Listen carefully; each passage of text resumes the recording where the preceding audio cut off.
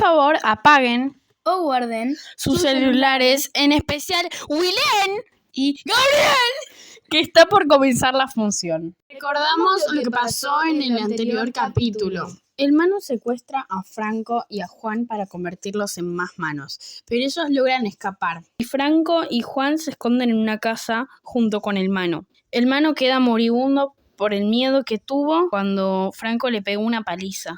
Y entonces...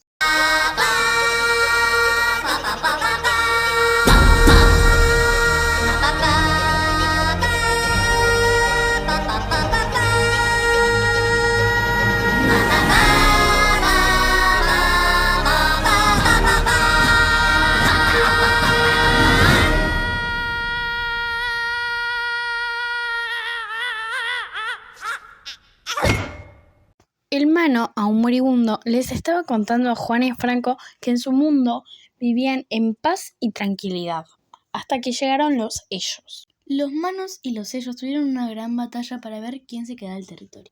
Los ellos vencieron a los Manos en esta batalla, y para que los Manos queden domesticados, les colocaron una glándula del terror. Esta lo que causaba era que cuando los Manos tuvieran miedo, se murieran. Los usaron para conquistar más planetas y para domesticar a los cascarudos. El Manu empieza a contar que los ellos también habían capturado a los Gurbos, unas criaturas muy feroces, para lanzarlos a quien se les resista, y que acá en la Tierra también tenían varios Gurbos preparados.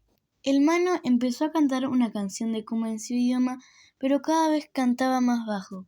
Hasta que Franco y Juan se dan cuenta que el Manu estaba muerto. Una nave de los aliens explotó cerca de la casa. No sabían qué hacer con el Manu, pero después de un rato decidieron que lo iban a dejar en la casa con la puerta cerrada. Se fueron de la casa y mientras discutían sobre los cascarudos. Pero cuando llegaron al Monumental todos los cascarudos estaban muertos. Cuando Franco y Juan llegan al Monumental, se dan cuenta que el mayor ya había dado la orden de que todos se sacaran sus trajes porque no corrían peligro. Juan y Franco les cuentan lo que pasó a sus colegas y al mayor y les dicen que hubiesen querido traer cautivo a algún Manu, pero los demás les dicen que no se preocupen. El mayor le pide su opinión de esta situación al profesor Favali. El profesor Favali le dice al mayor que lo que le contó Juan confirma lo que pensaba antes y también ahora, que ellos en realidad se están enfrentando a un enemigo mucho más mayor y con mucho más recursos que ellos. Favali se pregunta y le pregunta a los demás cómo serán esos Gurbos que tienen preparados para lanzarles. Pero entonces un miliciano grita que uno de los Cenitela pegó un grito espantoso y todos salen corriendo escaleras arriba a ver qué pasó. El mayor los reta porque estaban todos amontonados viendo lo que pasó y les dice que un cascarudo podría haber tirado un rayo y matar a todos. Pero el centinela le dice que eso era imposible, porque ya no quedaban ni cascarudos ni lanzarrayos. El centinela dijo que los ellos podrían haber cantado retirada, por la muerte del Manu. Favali le dice desconfiado que no, que podría ser una trampa. El mayor decide darle la razón a Favali sobre que los ellos todavía no se habían rendido y que todo esto podía ser una trampa. También decide irse del Monumental. Juan le pide su opinión a Favali sobre lo que está pasando. Favali le dice que no sería nada prudente ir a atacar en estos momentos y le dice que no cree que tengan ni la más remota esperanza de vencer. Favali también le dice a Juan que no le cuente a nadie sobre lo que dijo. Juan se quedó anonadado por lo que había dicho su amigo, pues él nunca le prestaba atención a las opiniones de los demás, excepto las de Favali. Pero entonces Juan se dio cuenta de que no podían rendirse así, que no podía aceptar tanto pesimismo de parte de Favali. Juan no se sentía contento por esto de irse del Monumental, porque esas paredes grandes que tenía el Monumental los habían protegido muy bien de los ataques. Y empezaron a marchar hacia el centro. Franco se adelantó para ver si había alguien esperándolos. Franco le informa al mayor a través de la radio que no había enemigos a la vista. El mayor decide ir por la calle Vitorino de la Plaza. Juan comprende la decisión del mayor, ya que esta calle era mucho más ancha y estrecha. Además, tenía varias casas para refugiarse si había enemigos alrededor. Ya habían caminado un montón de cuadras y no veían rastros ni de cascarudos, ni de hombres robots, ni de manos. Seguían caminando hasta que en un momento se dan cuenta de que empieza a temblar el piso. Juan no pensó que era un simple temblor de tierra, sino algo más grande, algo como un gigante. Juan le avisó al mayor y desde ahí también se sentían. Igual después de un rato las sacudidas pararon y pudieron seguir.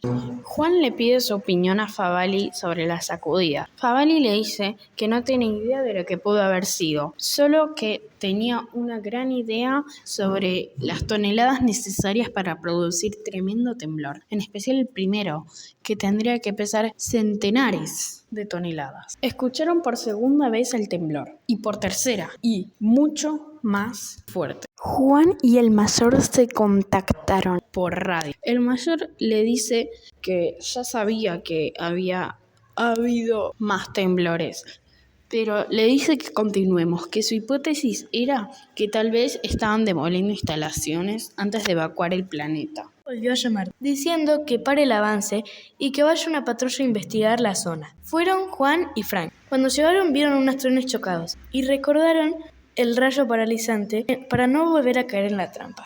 Y también vieron los restos del centro de comunicación del mar. Franco se da cuenta que el mayor estaba en lo cierto. El invasor estaba evacuando sus fuerzas. Se retiraba. Él pensó que ya lo habían vencido. Pero Juan le dice que se detenga ahí, que no se apresure tanto con sus pensamientos. Le pregunta si no había sentido otra sacudida del suelo. Y justo en ese momento viene otra sacudida, mucho más violenta. Juan se da cuenta que también se había sentido un ruido extraño. Franco también se da cuenta de ello y piensa que podría ser una cascada de enormes piedras. A lo lejos se ve humo, más bien como si fuese una polvareda. Las sacudidas seguían, entonces Franco empezó a dudar también. Juan y Franco vuelven a juntarse con su equipo. Dejaron de escuchar pisadas del gigante y cada tanto dejaban de escuchar la cascada de enormes piedras. El mayor pensó que estaban evacuando todo, pero como las sacudidas seguían, Juan le fue a avisar que eso era imposible. El mayor le dice que no sea cabeza dura a Juan y que seguramente estaban destruyendo todo para después irse. El equipo sigue su caminata hasta que en un momento se detiene al ver un edificio derrumbado que corta toda la calle. Un miliciano se pregunta cómo puede ser que se haya derrumbado así el edificio si no han escuchado ninguna explosión. Pero Favali le dice que no, que puede haber sido como una cascada de piedras, algo más grande. Favali también le dice a Juan y a los demás que no se acerquen demasiado, que puede ser una emboscada y una trampa con un lanzarrayos. Franco y Juan se ofrecen para ir a explorar a ver si hay otro camino. Así rodean el edificio derrumbado. En el camino, Franco le dice a Juan que le cubra la espalda por si alguien viene a atacarlo. Juan pensó que no debería haber dejado que Franco vaya solo a registrar. Franco le dice a Juan que venga rápido. Franco se había dado cuenta que en donde estaba él no había peligro, pero había demasiados edificios y casas tumbadas, así que no podrían pasar. De lo contrario, tendría que dejar sus armas para poder atravesar el camino. Juan decide que no vale la pena dar tal sacrificio solo por pasar por allí, así que se vuelve a juntar con el resto del equipo. Franco llama a todos, que él estaba más adelante, para que vengan a ver algo. Lo que encontró Franco fueron unas huellas clavadas en el asfalto. Juan pensaba que esas huellas podían ser de los burgos. Favali se empieza a preguntar qué altura tendrían que tener los burgos para hacer semejantes huellas.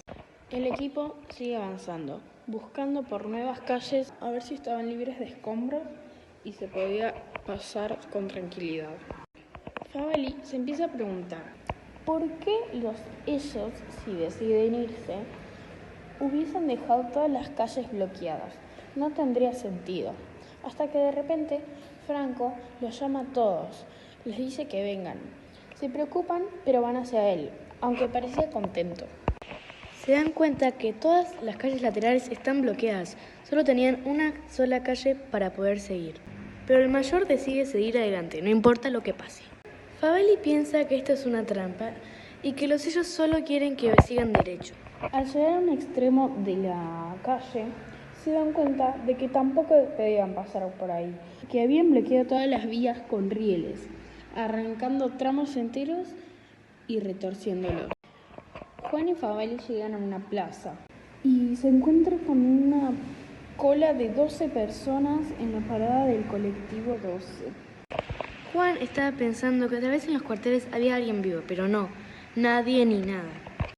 Siguieron caminando y las calles laterales seguían bloqueadas. Juan le dijo que ya no había tiempo para tener miedo. Siguieron caminando hasta llegar a una calle y se dieron cuenta que el único camino que era libre era la calle Las Heras. Favalli se cansó de seguir las órdenes, entonces se dio cuenta que la mejor idea era ir a observar y vigilar desde un lugar alto, como un edificio. Se propusieron en ir al edificio Juan, Franco y Favalli. Los tres subieron escaleras hasta llegar al 25º piso. Desde allí se veía toda la ciudad. No tuvieron en cuenta que los temblores se hacían mucho más agitados allá. Pero cuando vieron a su alrededor, vieron que había como unas llamas de color azul que enseguida se volvieron rojas. Juan dijo que ya habían visto suficiente y que tenían que bajar porque el temblor estaba derrumbando el edificio. Pero se tropezó Favalli y le cayó el edificio encima. Favalli había muerto. El mayor dice que habían tenido muchas pérdidas, pero la de Favalli era la más importante de todas. Y se da cuenta de que lo que decía Favalli era razón. Los estaban llevando a una trampa, porque bloquearon la única salida que tenían. Juan se estaba lamentando, pero ya no había tiempo. Las llamas se estaban acercando mucho. El mayor dio la orden de que todos se suban a los jeeps. El mayor también dio la orden de que todos suban rápido, que en un minuto la plaza iba a ser una hoguera, que se vayan ya. Juan se empieza a lamentar por la muerte de Favalli. Viene un miliciano y le dice que se fueran, que pronto iban a llegar las criaturas extrañas. Pero de repente alguien empieza a gritar: ¡Juan! ¡Juan! ¡No me dejes! Juan se da vuelta y se da cuenta que Favalli estaba vivo. ¡Fin! Pará.